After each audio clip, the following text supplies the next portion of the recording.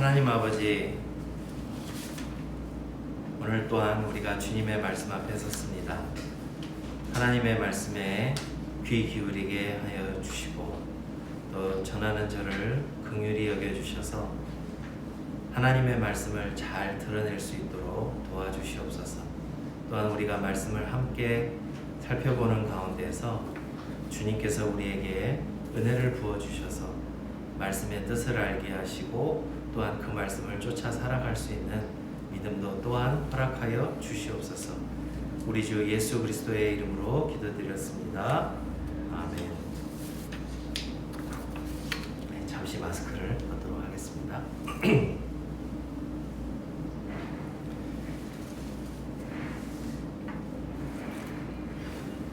살 것 같습니다. 2020년 한 해가 이제 열흘 정도 남았습니다. 오는 금요일은 성탄절이고 다음 주일을 지나서 금요일이 되면 2021년 새해를 맞이합니다. 올해는 참 힘든 한 해를 보냈습니다. 정말 여러 말 할 것 없이 정말 힘든 시간들을 우리가 보내왔습니다. 어느덧 이제 치료제와 백신 이야기가 뉴스에서 심심찮게 들려오긴 하는데 우리가 일상으로 돌아가기까지 얼마나 더 많은 시간들을 견뎌야 할지 누구도 장담할 수 없지 않나 싶습니다. 이런 시간들을 보내면서 저는 성탄절을 앞두고 이 미가서에서 우리에게 잘 알려지고 친숙한 말씀을 함께 살펴보고자 합니다. 우선 이 미가서에 대해서 살펴보려고 하는데요. 미가서의 저자가 누구인지에 관해서는 미가서 1장 1절에 잘 나타나 있습니다. 유다의 왕들 요담과 아하스와 히스기야 시대에 모레셋 사람 미가에게 임한 여호와의 말씀 곧 사마리아와 예루살렘에 관한 묵시라. 미가서 1장 1절 말씀인데요. 여기서 우리가 알 수 있는 것은 이 책의 저자의 이름입니다. 이 미가라는 이 이름은 누가 주님과 같은가, 누가 여호와 하나님과 같은가 하는 그런 뜻을 가지고 있습니다. 그래서 그 이름의 축약형이죠. 그리고 이 예언자의 출신지는 이 모레셋이라고 소개되어 있습니다. 이 모레셋은 예루살렘 남서쪽으로 32km 정도 떨어진 작은 마을이라고 합니다. 현재 지명은 텔 유데이데라고 한다는데 예루살렘도 가본 적도 없고 모레셋도 가본 적 없어서 잘 모르겠습니다. 그러나 우리가 성경을 읽을 때 조금 중요한 정보는 이 모레셋이 이 작은 시골 마을이라는 것을 아는 것이 미가서를 이해하는 데 더 도움이 되는 정보입니다. 미가서 3장 10절에 보면 이 예루살렘을 피와 죄악으로 세운 도시로 칭하고 있고 또 이 6장 9절 이하에도 나타나듯이 미가서 전반에 걸쳐서 도시에 사는 권력자들과 종교 지도자들이 저지르는 그 악행, 그것에 대한 그 지적들이 잘 나타나고 있습니다. 곧 가난하고 힘없는 이들, 특히 지리적으로나 사회적으로 이 변두리로 밀려난 사람들에 대해서 이 도시에 사는 권력자들과 종교 지도자들이 저지르는 이 억압과 착취, 이런 것들이 미가서에 잘 나타나 있는데 이에 대한 이 신랄한 지적들은 오늘날에도 시사하는 바가 매우 큰 예언들입니다. 실제로 농촌 예언자 미가의 신랄한 고발과 예언들은 오랫동안 유다 사람들에게 기억되어져서 약 100년 후 예레미야 예언자가 예루살렘 성전의 멸망을 선포하다가 이 처형당할 위기에 처했을 때 일반 대중들이 예레미야가 옳다, 이 예레미야를 옹호하고 특히 예루살렘 장로들이 이 미가의 예언들이 선포되었을 때 히스기야 왕이 취했던 태도를 근거로 예레미야의 편에 선 것을 보면 요것은 이제 예레미야서 26장에 나오는 이야기인데 그만큼 그 유다 사람들에게 이 미가의 예언은 굉장히 깊이 각인되었던 것을 우리가 엿볼 수 있습니다. 실제로 이 도시에 사는 이 권력자들, 지도자들의 이 범죄와 타락으로 예루살렘이 멸망할 것이라는 이 예언은 우리가 잘 아는 것처럼 성취되었습니다. 이런 그 예언이 잘 담겨 있는 것이 미가서 3장 12절이죠. 이러므로 너희로 말미암아 시온은 갈아엎은 밭이 되고 예루살렘은 무더기가 되고 성전에 사는 수풀의 높은 곳이 되리라 하는데, 이것은 그대로 성취되었습니다. 그 다음으로 그 1장 1절에서 알 수 있는 것은 이 미가 예언자의 활동 시기입니다. 요담과 아하스와 히스기야의 시대라고 하면 대략 주전 742년부터 687년까지 약 55년에 걸친 기간입니다. 그런데 미가 예언자가 이 기간 동안에 전부 예언을 했느냐? 이건 우리가 잘 알 수 없죠. 다만 이 미가서의 예언은 특정한 시기에 좀 집중되어 있습니다. 1장 5절부터 7절까지 사마리아의 몰락에 관한 예고. 나중에 보면 이 사마리아는 아수르의 살마네셀 5세에 의해서 3년간 포위당하다가 극심한 어려움을 겪고 마침내 주전 721년에 사르곤 2세에 의해서 멸망을 했는데요. 그러니까 그 사마리아 몰락에 관한 예고, 그 다음에 주전 701년에 있었던 이 산헤립의 침공에 대한 언급이 이 미가서에는 또 나와 있질 않습니다. 이거는 이제 이사야서에 예언이 되어 있는데, 이런 것들을 보면은 이제 대충 이 미가서가 어느 시기에 했던 예언들이 담겨 있는 책이라는 것을 우리가 짐작해 볼 수 있는데요. 대략 미가서의 내용은 주전 722년부터 701년 사이에 집중되어 있다고 이 구약 성경을 전문적으로 연구하는 학자들은 말합니다. 그래서 이 오늘 설교와 관련해서는, 오늘 우리가 살펴볼 본문과 관련해서는 미가 선지자가 예언한 내용들이 주로 700여 년 전, 그러니까 주전 700여 년 전에 기록되었다 하는 것을 염두에 두시고 나머지 내용을 살펴보는 것이 좋을 것 같습니다. 말씀드린 것처럼 주전 700여 년 전에 미가 선지자가 예언한 심판의 예언은 그대로 성취되었습니다. 아까도 말씀드린 것처럼 시온은 갈아엎은 밭이 되고 예루살렘은 무더기가 되고 성전에 사는 수풀의 높은 곳이 되리라. 그러니까 그야말로 폐허가 될 거라고 예언을 했는데, 그야말로 이 바벨론에 의해서 이 예언이 성취가 되죠. 그런데 이 흥미로운 것은 이 미가서의 예언은 전체적으로 심판의 예언만 담고 있지는 않습니다.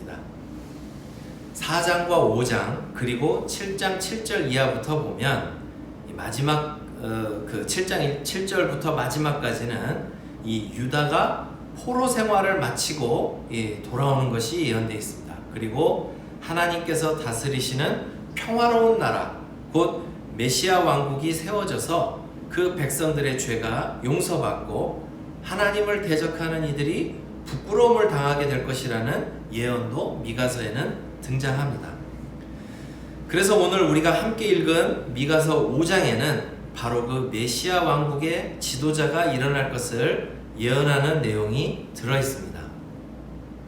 이것을 우리가 생각해 본다면, 하나 이 미가서에서 좀 희한한 점이 있는데, 그것은 뭐냐면 사마리아와 유다가 멸망한다는 이 예언을 듣는 당사자들에게 불길하고 나쁜 예언은 분명하게 성취되는데, 나중에 우리가 돌아와서 죄사함을 받고 메시아 왕국이 일어나고, 그러니까 메시아가 일어나서 메시아 왕국이 세워지고, 그래서 그 위세를 떨칠 것이라는 이러한 내용들, 이 회복과 구원에 관한 예언은 시간도 오래 걸릴 뿐더러 이루어질 듯 하면서 계속 어긋나는 것을 볼 수가 있습니다. 망하는 거는 속히, 그런데 좋은 예언들, 우리 입장에서 좋은 예언이죠. 회복과 구원에 관한 예언은 굉장히 시간이 걸리고 이루어져도 이게 이루어진 건가 싶을 정도로 뭔가 이렇게 조금씩 어긋나는 그런 모습이 나타난다는 것이죠. 오늘 본문에도 보면 외적이 오늘 본문은 바로 앞절이죠. 5장 1절, 미가서 5장 1절에 보면 어떤 말씀이 기록되어 있냐면, 딸 군대여 너는 때를 모을지어다 그들이 우리를 에워쌌으니 막대기로 이스라엘 재판에 재판자의 뺨을 치리로다. 여기 보면 외적이 예루살렘을 에워싸고 막대기로 이스라엘 재판자의 뺨을 후려치는 사건, 아마 이것은 주전 701년경에 아시리아 왕 사네립이 예루살렘을 공격하는 사건을 말씀하시는 것으로 보입니다. 그러면 이제 이런 좀 소위 듣는 사람 입장에서 나쁜 예언은 분명하게 성취가 되는데, 오늘 본문은 이제 그 다음 이야기 아니겠습니까? 그런데 그 보면 어떤 예언이 나와 있죠? 베들레헴 에브라다야, 너는 유다 족속 중에 작을지라도 이스라엘을 다스릴 자가 내게로 나올 것이라 하면서, 나중에 보면은 4절에 보면 그가 여호와의 능력과 그의 하나님 여호와의 이름의 위엄을 의지하고 서서 목축하니 그들이 거주할 것이라. 이제 그가 창대하여 땅 끝까지 미치리라, 이렇게 돼 있잖아요.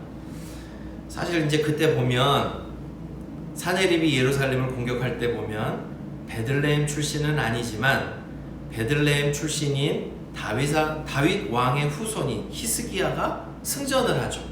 그러면 이 내용을 보면 5장 2절부터 6절까지 등장하는 이 평화를 가져오는 인물로는 이 히스기야가 아니겠는가 생각할 수 있는데, 보면은 이 뒷부분에 5절 6절을 읽어보면 히스기야 왕이라고 보기에는 뭔가 좀 이 기대에는 완전히 부합하는 그런 모습은 보이질 않죠.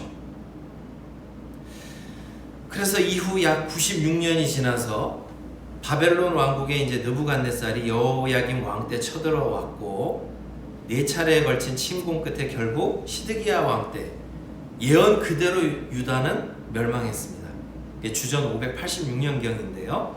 이게 망하는 것은 적중하는데 또 그때는 예언에 부합하는 구원자는 또 일어나지 않았습니다. 여호야김도 시드기야 왕도 이 미가서 5장 말씀에 부합하지 못해서 유다는 멸망해버렸죠. 하나님의 말씀은 틀림없으니까 이루어지겠지 기대했을 법만도 한데 그 기대는 무너졌습니다. 외적이 이스라엘을 에워싸고 공격했을 때 이를 격퇴하는 구원자상에 부합하는 인물은 그 후에 한 번 더 일어났습니다. 예수님께서 오시기 전에 약 167년 전에 나타났는데요. 당시 이스라엘 북쪽에 시리아 땅을 차지하고 있던 이 셀류코스의 안티오코스 4세라는 왕이 있었는데, 이방 왕이죠. 이 사람은 유대 사회의 이 전통 신앙, 이 하나님을 믿는 신앙과 충돌하는 이 헬레니즘을 강요하고 예루살렘 성전을 모독했습니다. 예루살렘에 제우스 신전을 세우고 돼지고기를 먹게 하고 사내 아이들의 할례를 금지하고 안식일 준수를 금지하는 조치를 내렸습니다. 율법을 어기게 하고 우상 숭배를 강요하는 이러한 정책들은 결국 경건한 유대인들의 분노를 촉발시켜서 베들레헴은 아니지만 예루살렘 서쪽 모디인이라는 곳에서 유다 마따디아스라는 사람이 그의 아들들과 함께 민중들을 이끌고 이 셀류코스 제국에 대해 이 항쟁을 일으켰습니다. 그 결과 셀류코스 제국의 군대를 격파하고 성전을 되찾습니다. 우리 성경에는 이 사건들이 나와 있지 않지만 이 천주교에서는 이제 경전이 우리보다 좀 더 많아서 이 마카베오 상하라는 책이 있는데 거기에 이제 이 내용이 기록되어 있습니다. 그래서 이 제국의 군대를 격파하고 성전을 되찾는 모습, 이걸 보면 그때쯤 되면 혹시 미가서 이 5장 2절부터 6절 말씀이 성취되는가 기대했을 법도 한데, 과연 이 미가 선지자의 예언에 부합하는 사람들이었을까 생각해보면 우리는 이제 그 후대 사람들이니까 그 결과를 알지요. 이들로부터 이 하슈모나임, 곧 하스모니안 왕조라는 것이 세워졌지만, 그래서 이 왕조가 로마를 등에 업은 헤로드 왕국에 넘어가기 전까지 약 103년 동안 유대를 다스렸지만 결국 이들과 그들이 세운 왕조는 미가서 5장의 예언에 부합하지 않았습니다. 결국 700여 년 동안 미가의 예언은 성취되는 듯 하다가도 금방 사그러드는 일들이 반복되었습니다. 불길한 예언은 아주 그냥 철두철미하게 확 이루어지고, 뭔가 이 희망을 주는 그런 예언은 바로 성취 안 되는 일이 예수님 오시기 전까지 반복되었다는 것입니다. 미가서 5장 2절의 이 예언은 사실 우리가 성탄절 때 많이 읽는 본문입니다. 마태복음 1, 2장의 예수님 탄생 이야기와 특별히 2장의 동방박사들의 방문 이야기를 읽을 때 우리는 이 미가서 5장 2절을 접하게 되는데요. 이 미가서 5장 2절이 좋은 기능을 하지 않는 것을 보게 됩니다. 그때 벌어지는 이 기이한 이야기의 배경이 바로 이것입니다. 예수님 오시기 전 700여 년 전에 미가라는 예언자가 일어나서 예언을 했는데, 망하는 예언은 즉각 성취되고, 그것도 아주 그냥 문자 그대로 성취되고, 그것에 대한 희망적인 예언, 희망과 회복과 구원에 대한 예언은 뭔가 되는 듯 하다가 다시 없고, 되는 듯 하다가 다시 엎어지고 하는 그런 일이 반복되는 그런 배경 속에서 우리가 마태복음 2장을 읽을 때 이해가 되는 것이죠. 무슨 말씀인가 하면, 우리가 마태복음 2장에 보면 이제 동방박사들의 방문 이야기를 접하게 됩니다. 그들은 모두 이방인들이었고 어떻게 전해 듣게 됐는지는 모르겠지만 구약 성경의 예언, 아마도 이제 민수기에 나타난 말씀을 가지고 그것을 듣고 자신들의 천문학 지식과 발견에 기반해서 유대인의 왕으로 나신 아기 예수님께 경배드리러 방문합니다. 그런데 정작 하나님의 말씀을 자신들의 역사로 가지고 있었고, 이 언약의 후손이라고 스스로 여겼던 이들의 반응이 전혀 달랐습니다. 이방인들은 간절히 추구하면서 먼 길을 찾아와서 유대인의 왕으로 나신 이가 어디 계시뇨? 이렇게 찾아오는데, 정작 하나님의 말씀을, 이 구약 성경을 자신들의 이야기로 가지고 있었던 이들, 우리는 언약 자손이라고 주장했던 그들의 모습은 그것의 이 방문에 함께 기뻐하면서 반겨야 되는데, 기대는 고사하고 그들은 헤롯 대왕과 함께 떨었습니다. 마태복음 2장 3절 말씀이죠. 헤롯 왕과 온 예루살렘이 듣고 소동한지라. 더욱이 그 가운데에서 성경 말씀에 정통하다는 이들, 그 사람들은 헤롯 왕의 성품을 잘 알면서도 메시아가 어디서 태어날지 물어보는 그의 질문 앞에서 저 사람이 왜 묻지? 분명히 이유를 알 법도 한데, 그 앞에서 오늘 우리가 살펴본 미가 선지자의 예언을 소개하면서 상세하게 알려줍니다. 마태복음 2장 4절부터 6절이죠. 왕이 모든 대제사장과 백성의 서기관들을 모아 그리스도가 어디서 나겠느냐 물으니 이르되 유대 베들레헴이오니 이는 선지자로 이렇게 기록된 바 또 유대 땅 베들레헴아 너는 유대 고을 중에서 가장 작지 아니하도다. 내게서 한 다스리는 자가 나와서 내 백성 이스라엘의 목자가 되리라 하였음이니이다.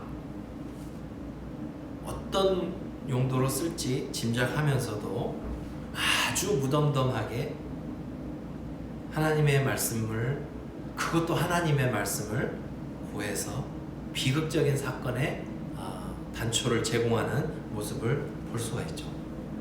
도대체 이 사람들은 왜 이렇게 망가진 것일까요? 하나의 이유로 모든 것을 다 설명할 수는 없겠지만, 하나 분명한 것은 이들이 하나님의 말씀에 대한 기대와 설렘을 접었다. 이것은 분명해 보입니다. 미가 예언자가 예언한 주전 700여 년 전부터 그 당시까지 약 700여 년 동안 기대를 가졌다가 실망했다가 하는 이 반복의 연속, 이것은 구약 성경에서 약속과 회복의 중심지였던 예루살렘을 현실에 안주하게 만들고 약속에 대한 기대를 사그라들게 하고 도리어 메시아의 출현 소식에 그들을 벌벌 떨게 만들었습니다. 말씀을 통해 하나님의 백성을 일깨우고 하나님께 대한 사랑을 불타오르게 만들어야 할 종교 지도자들에게 그저 신앙은 밥벌이 수단으로 전락했고 자신들을 치장하고 두르는 장신구로 그야말로 나락으로 떨어진 것을 볼 수가 있습니다. 말씀을 안다 한들 정작 하나님께 대한 소망, 말씀에 대한 기대를 저버리는 결과가 얼마나 무서운지를 우리는 미가서 5장의 말씀이 이후에 어떻게 받아들여졌나 하는 것을 보면서 배우게 됩니다. 흥미로운 것은 이 미가 선지자의 이 말씀, 미가서 5장 2절 이하의 이 말씀은 요한복음 7장 42절에서 예수님께서 갈릴리 출신이라는 이 단편적인 지식만을 가진 사람들이 예수님을 거부하고 배척할 때 또 인용됩니다. 메시아는 다윗의 후손으로 베들레헴에서 난다고 했는데 당신은 갈릴리 출신이 아니냐면서 그들은 떠들어댔습니다. 예수님에 관한 예언인데도 예수님께 대한 단편적인 지식을 가진 사람들은 이 예언의 말씀을 가지고 예수님을 거절하고 배척하는 수단으로 오히려 사용했다는 것을 보면서 선입견과 단편적인 지식 역시 신앙에 큰 장애가 된다는 것을 우리는 또한 기억해야 할 것입니다. 오늘 우리는 성탄절을 앞두고 친숙한 미가서 5장의 말씀을 가지고 이 말씀이 성취되는 시점의 관점에서 살펴보았습니다. 예수님께서는 이 예언 이후 약 700여 년 뒤에 베들레헴에서 태어나셨습니다. 이 예언들의 많은 부분들은 성취되었으나 궁극적인 메시아 왕국의 성취는 예수님께서 다시 오실 때에 성취될 것입니다. 우리는 그때까지 성취가 더디다고 낙심하거나 눈앞의 현실이 우리를 낙심시킨다고 희망을 잃고 현실과 타협해서는 안 될 것입니다. 오랜 시간을 기다려왔지 않냐고 불평하지도 말아야 할 것입니다. 오늘 본문 말씀에서 보듯 주님께서도 오랫동안 기다리고 계십니다. 5장 2절 말씀, 그의 근본은 상고에 영원에 있느니라 라고 했는데, 이 말씀은 어찌 보면 요한복음 1장 1절에 태초부터 계셨던 말씀을 떠올릴 수도 있겠지만, 한편으로는 이 메시아를 보내는 이 일이 즉흥적으로 결정된 것이 아니라 하나님께서 이 메시아를 보내셔서 메시아 왕국을 세우시려는 이 계획을 아주 오랫동안 준비해 오셨다는 것을 우리로 보게 합니다. 그리고 오래전에 이 모든 것을 준비하셨던 하나님께서 예수님을 보내셨던 이후에 곧 이제 재림 때 이제 모든 것을 완성하실 텐데요. 그때까지 우리는 또한 이제 오래 기다리겠죠. 그러나 우리는 오래 기다렸다고 생각하지만 하나님께서는 우리보다 더 오래 기다리고 계신 것입니다. 한편 생각할 때에 6일 동안 이 모든 만물을 지으신 분께서 어찌 이리 더디실까? 우리는 그 이유를 다 알 수는 없지만 한 가지, 베드로 사도께서는 그 이유 중 하나를 우리에게 말씀해주고 계십니다. 사랑하는 자들아, 주께는 하루가 1000년 같고 1000년이 하루 같다는 이 한 가지를 잊지 말라. 주의 약속은 어떤 이들이 더디다고 생각하는 것 같이 더딘 것이 아니라 오직 주께서는 너희를 대하여 오래 참으사 아무도 멸망하지 아니하고 다 회개하기에 이르기를 원하시느니라. 그러나 주의 날이 도둑같이 오리니 그날에는 하늘이 큰 소리로 떠나가고 물질이 뜨거운 물에 풀어지고 땅과 그 중에 있는 모든 일이 드러나리로다. 베드로후서 3장 8절부터 10절 말씀입니다. 따라서 우리가 주님께서 다시 오심이 더디다고 불평하기보다는 도리어 하나님의 자녀들을 자처하는 이들이 말씀에 대한 신뢰와 희망을 잃어버릴 때 얼마나 무서운 결과를 초래하는지를 기억하면서 우리는 오직 말씀 앞에 신실하게 주님의 자녀로서 본분을 지키며 선한 일에 힘써야 할 것입니다. 바울 사도께서도 이 갈라디아 교회에 보내는 편지 속에서 다음과 같이 말씀하셨습니다. 스스로 속이지 말라. 하나님은 업신여김을 받지 아니하시나니 사람이 무엇으로 심든지 그대로 거두리라. 자기의 육체를 위하여 심는 자는 육체로부터 썩어질 것을 거두고 성령을 위하여 심는 자는 성령으로부터 영생을 거두리라. 우리가 선을 행하되 낙심하지 말지니 포기하지 아니하면 때가 이름에 거두리라. 그러므로 우리는 기회 있는 대로 모든 이에게 착한 일을 하되 더욱 믿음의 가정들에게 할지니라. 갈라디아서 6장 7절부터 10절까지 말씀인데요. 이 올 한 해 정말 힘든 일도 많았고 무기력함마저 느끼는 순간도 많았지만 성탄절과 또 새해를 앞두고 말씀 앞에서 우리의 마음을 다잡아야 할 것 같습니다.